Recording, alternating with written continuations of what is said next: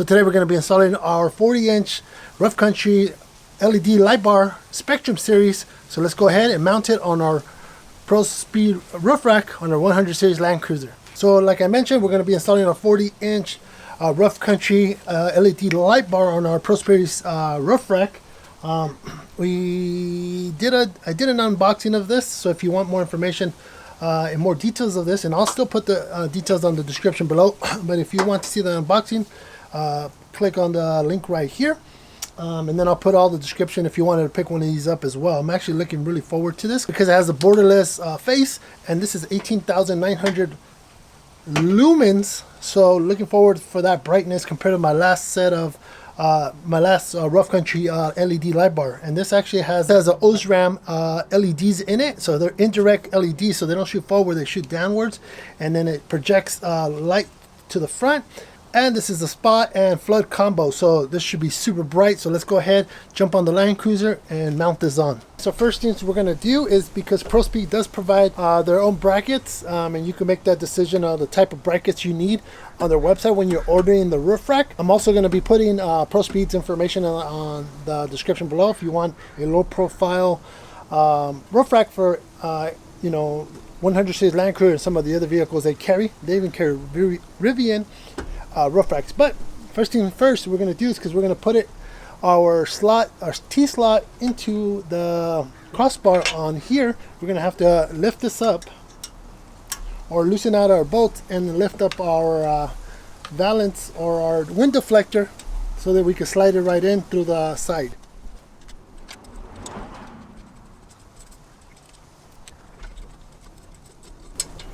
All right. So here you have the light bar brackets that we're going to be sliding. I'll show you. What we're going to do is, here are the T-slot, just like the ones we used to mount this. These will fall into place. You're going to want to put the flat side on the top side. So you're going to want to do is just slide it in just like this, and let's slide it all the way across, and then put your second bracket right here, and then you could go ahead and now put this back into place. Sometimes you might need some adjustment on as far as height wise, and you might have to do this again, but for the most part, just for the time being, just keep these on here snugged. Just remember to tighten it back up once you're completely finished installing the light bar. As you guys can see, the T-slot here, I'm actually gonna put one of the screws into it. Go. And actually slide it down. This one. Slide that down. And then obviously, depending on your light bar, you're going to be adjusting it. But what I think we're going to do is, this is that side, this is this side. I'm hoping that my last one we had to put a spacer in between so that it'll give me the length to sit far back. So right now we're just going to do a lot of test fitting, just like that, and then we'll make our adjustments later. And then I'm going to do the same thing with the other side.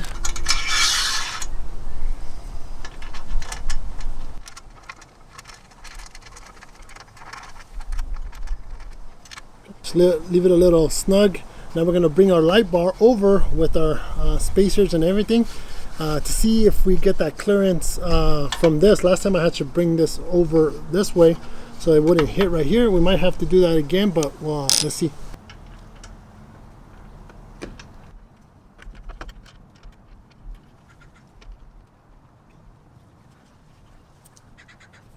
Now we'll put the other side, and they provide a spacer. This wind deflector holds up to a 42-inch. This is a 40-inch, so we'll have a bigger gap. With that being said, you could put the spacer to kind of give it a wider look and appearance.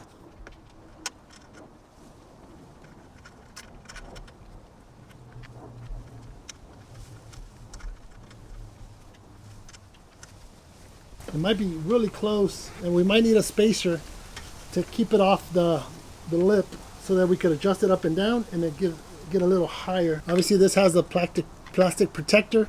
Maybe taking off the protector.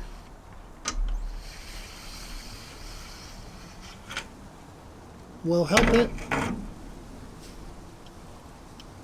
It actually does, taking off the plastic protector. You want to put that on. Obviously, this is for off-road only use, so check your states. You have to have a protector on all times.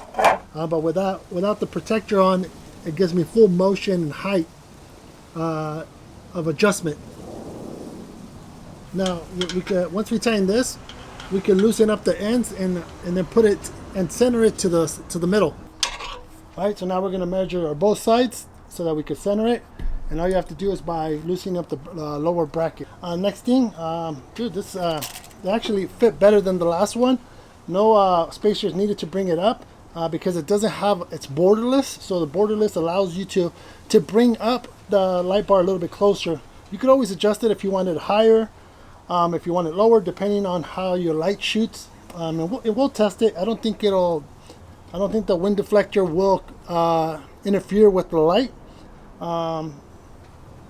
It looks pretty much flush, and I'll show you guys. This is Rough Country's Spectrum series, so there's no border. And if you notice, the LEDs are on the bottom of them, so it shoots up and then it projects out. And then you have your spacer here, your Prospeed bracket here, and then there's your Allen head bolt right here. And then what we're going to do is run this wire down the A-pillar this way, well, obviously underneath here, and then we're set. Aside from that, we're just going to do positive and negative because we already have a switch panel, Voss switch panel up there. It's going to make this installation a lot easier. All we have to do is put power and ground, and we're all set. And then we'll test it out at night so you guys can see how it performs. This thing looks really good. It's real sleek, and it matches really nice to the Prospeed low profile roof rack. Let's go ahead and run the wiring. I'm going to show you guys on the 100 series. It actually has a rain gutter right here. They make a wire header, and I have it, and I'm going to do that installation. I've done it before, or double-sided tape. It kind of hides it into place, but this gutter right here, you know, it does a really good job hiding the cable. So now you really have to figure out, run it through here without the hinge or the hood or anything pinching it. So now we're going to run it through here. My engine bay looking really nice and clean. So what we're going to have to do is run the cable through there and then run the power and ground to our Voss panel switch right there. So it should be super simple. Let's make sure we run our cable through there without pinching anything. Okay, so I ran it to here, put a zip tie to here. I notice it doesn't interfere with the arm or anything up here. So now I dropped it down, zip tied it to here to keep all my wires, you know, in place and not flap and not dangling around or going into the places it shouldn't go. Every couple inches putting the zip ties just to keep our engine bay nice and clean. And you can always go back and cut them. We have a wire runner right here. I don't know if this cable fits because it's pretty thick, but you still gonna do is we're gonna run it and zip tie it to here and keep them all in place. And then because the connector's right here, and I could have put this connector over here and left it over here, but I'm just trying to keep as much wire out of the vehicle or around the engine bay. Let's do this. Let's put one right here, like this. And don't forget to always have a bunch of zip ties laying around. They always come in handy. This one right here.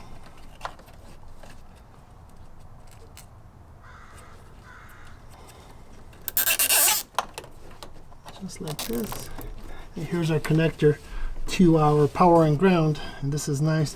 Now cut these out.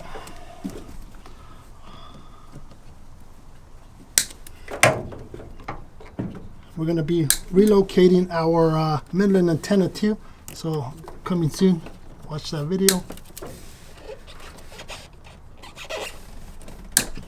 Now we're going to go on the passenger side and run our harness to the box. And we have a harness. Again, we're not going to be using the complete harness. It's an unfortunate thing, but in order, I mean, you could easily create your own harness and buy your own connectors and your own power and ground, but you'll probably be looking at another $50. So either you could 40 to 50 bucks spend, or you could do is just cut this one off. So we're going to connect this there, and then we're going to cut what we're not going to be using. You could always use this stuff later on another project. Run our cable behind here. This broke. Not good. Okay, we gotta fix this harness. Run it behind here like that.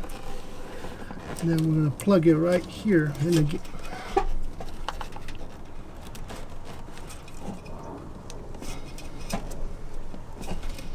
like this, and then we have, well, we won't zip tie that because we're going to be fixing that or changing that up. I think this one, I don't remember what this is. Oh, that's the actual to the box. Okay, so we are gonna, should have zip tied it from over there, but it is what it is.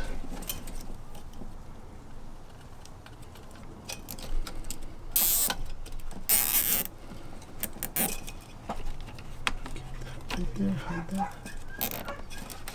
Like that.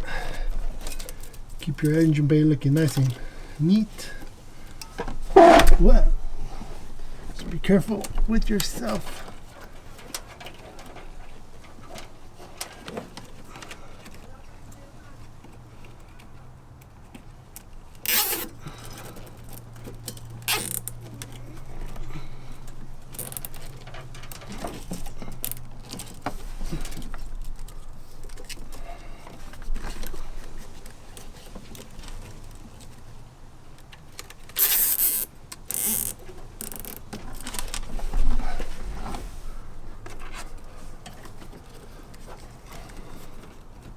Gotta get this plastic fixed. Don't want this loose.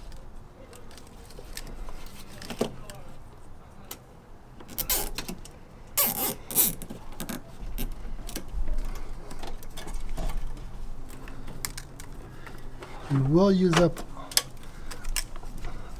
all your zip ties.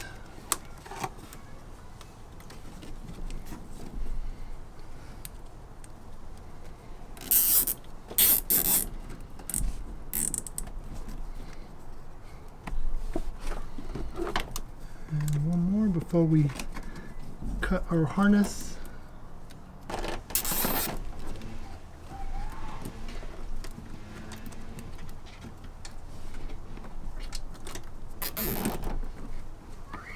you go.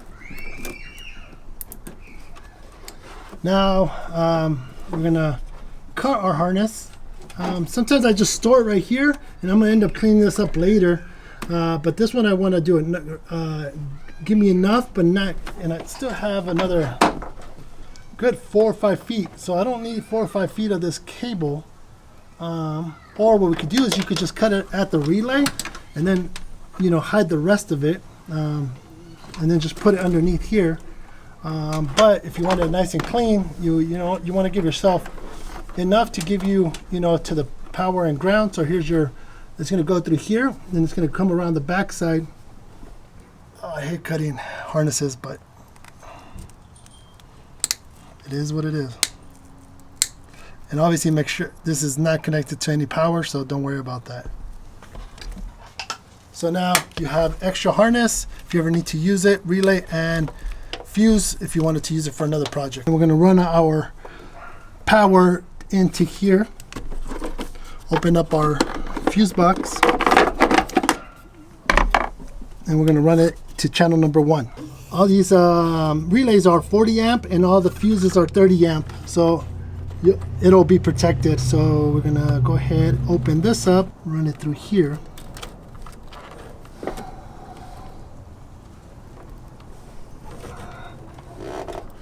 Run it through the hole, fish it out like this.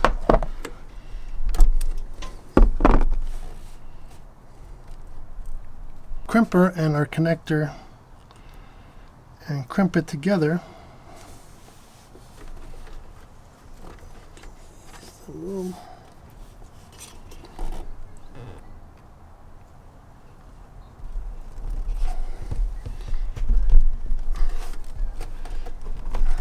Just like that. And now all we have to do is put it into our slot number 1. Now you could tighten this up to block all the dust going into your switch box. Now we're going to run our ground to our ground bus back here.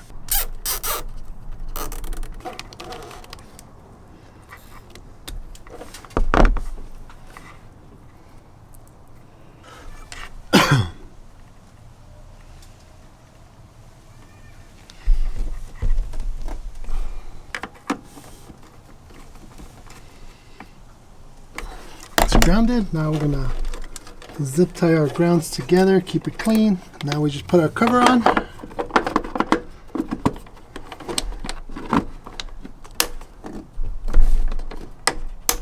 And we're all set. Let's try them out. Power up our switch panel. We got power. Now turn on our light. There you have it. LED light bar. You can't really see it because it's not adjusted. Again, this is a Osram LEDs, non-directional, so they actually shoot up. We're going to test it at night, but hope you guys enjoy this installation. Let's go try them out. Test the light bar. So you get a really solid straight bar. Try to get out the vehicle. I just want to see the side. So you do get some flood to the side. The straight beam is super strong. I wonder if I have it upside down. Maybe that's what's causing it. But you do get some to the side right here. So I wonder, I'm gonna ask Rough Country if I have it upside down, or maybe that's why it's spot like that, but I don't think so. That's a really strong spot like I mentioned. You do get some side. Then obviously adding the ditch lights or the cube lights, it's going to help and put the side right there, and then your headlights and fog lights lights up the whole night. That beam is strong. There you go. Hope you guys enjoyed this video. Catch you on the next one.